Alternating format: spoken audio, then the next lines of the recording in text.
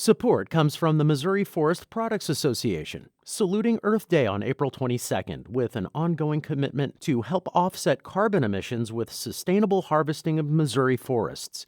Details at choosewood.com. It's Monday, January 24th. This is The Gateway. I'm Wayne Pratt. Public transit systems are coping with a driver shortage. In the St. Louis region, the attrition rate is running around 25%. You stack several of those months in a row, along with the effects of the pandemic, and then the next thing you know, you have a problem. In just a few minutes, St. Louis Public Radio's Niara Savage will examine the impact of a bus driver shortage. Missouri Governor Mike Parson wants to spend nearly $10.5 million to create an office that would help the state better prepare for floods and drought.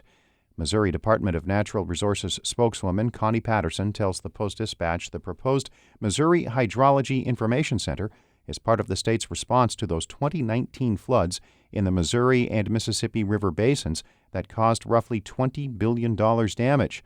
Some of the information the new office would collect already exists at the U.S. Geologic Survey and the State Emergency Management Agency, but Patterson says the new office would be designed to be a user-friendly clearinghouse of information.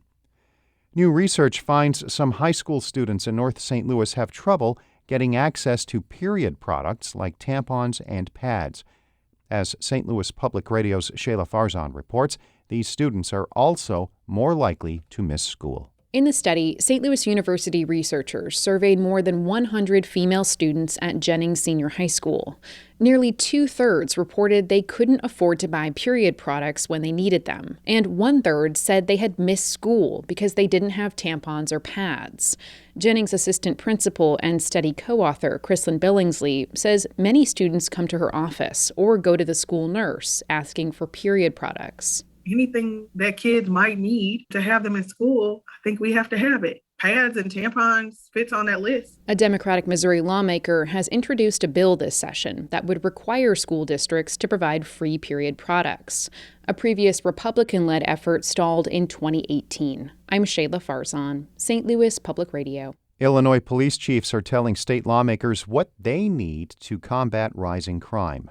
The vice president of the state's Police Chiefs Association, Mark Mayton, says not all crime is up, but carjackings, drive-by shootings, and residential vehicle thefts have increased. He says vehicle makers can remotely stop stolen vehicles, and perhaps that can be a new law. If you want to sell a vehicle in Illinois, we need to have them deploy that technology. It exists. We just need the public will to make them use that in a more expansive capacity. He made those comments to the newly formed House Public Safety and Violence Prevention Task Force. Mayton is suggesting a new category of crime for vehicles stolen from private property, mandatory minimum carjacking sentences, and harsher penalties for fleeing and eluding. A $40,000 grant from the National Endowment for the Arts will support an effort by St. Louis Symphony Orchestra to showcase black artists. As St. Louis Public Radio's Jeremy Goodwin reports, the money will fund a new work for the In Unison Chorus. When the In Unison Chorus performs the new piece with the symphony in May, it will be the first time the ensemble has joined the orchestra for a classical concert in over a decade. It follows another first. In 2019, the chorus participated for the first time in the orchestra's annual Forest Park show.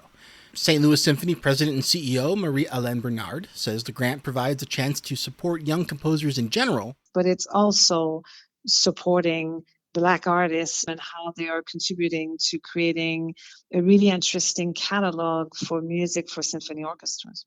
Brooklyn-based musician Natalie Joachim will write the piece, incorporating comments from conversations she's had with In Unison members. The work is called Family. I'm Jeremy Goodwin, St. Louis Public Radio.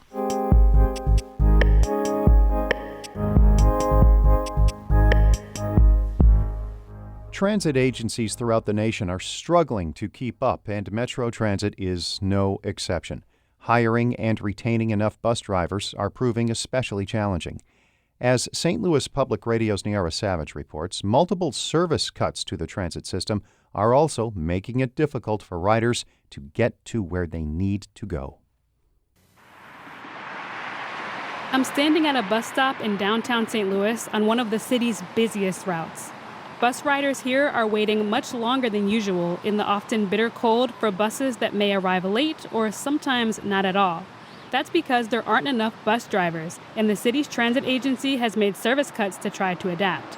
Commuter Christopher Wheaton is one of those waiting for his bus. Now with them making more cuts, it makes it that much harder to get back and forth to where you need to go. Transportation official Talby Roach says before the pandemic, the transit system here typically saw about 7 workers a month leave because of retirement or a new job. Now it's starkly different. Several months in a row, we were seeing kind of an attrition rate that was closer to 21 to 25. Well, you stack several of those months in a row, along with the effects of the pandemic, and then the next thing you know, you have a problem. To try to deal with that problem, transit officials raised workers' pay. A new MetroBus operator with a commercial driver's license now starts at $20 an hour. They're also offering $2,000 bonuses to new and current employees.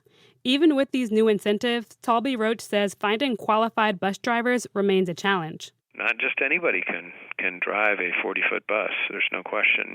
We need highly professional people. Add to that another toll from the pandemic. In the first week of January alone, nearly 60 employees tested positive for COVID and were not able to work. Jason Miller is with the Denver-based transportation consulting firm Fair & Peers. He says attracting and retaining qualified workers is problematic for transit agencies in Denver, Los Angeles, Philadelphia, and other big cities across the country. He says some drivers leave because they're frustrated having to deal with difficult passengers while trying to enforce mask mandates. They're really having to play, part-time social worker on board, and that's led to a lot of stress and burnout among operators who have quit, resigned, either for early retirement or to find better work that maybe even doesn't pay better, but that maybe is just less stressful. Katina Wilson is a rep for the local transit union here. She says many drivers just don't feel safe working on the front lines these days. How many of us would drive down the street in our cars, let somebody flag us down, and put a stranger behind our head right now in this day and time? That's what a bus operator does every day. For commuter Freddie King, continued driver shortages have drastically altered her morning schedule. Normally it would take about an hour to get to work. At this one, I have to wake up over 2 hours before my shift starts, because if I don't get there that early, chances are whatever bus I wanted to take is going to get canceled, and so I have to be there for like 3 buses in a row to even get to work at all. Hardships like these are impacting tens of thousands of riders all across the country. Here in St. Louis, Katina Wilson says her union is negotiating with local transit officials to try to reach an agreement over both safer working conditions and higher pay for transit workers. I'm Niara Savage.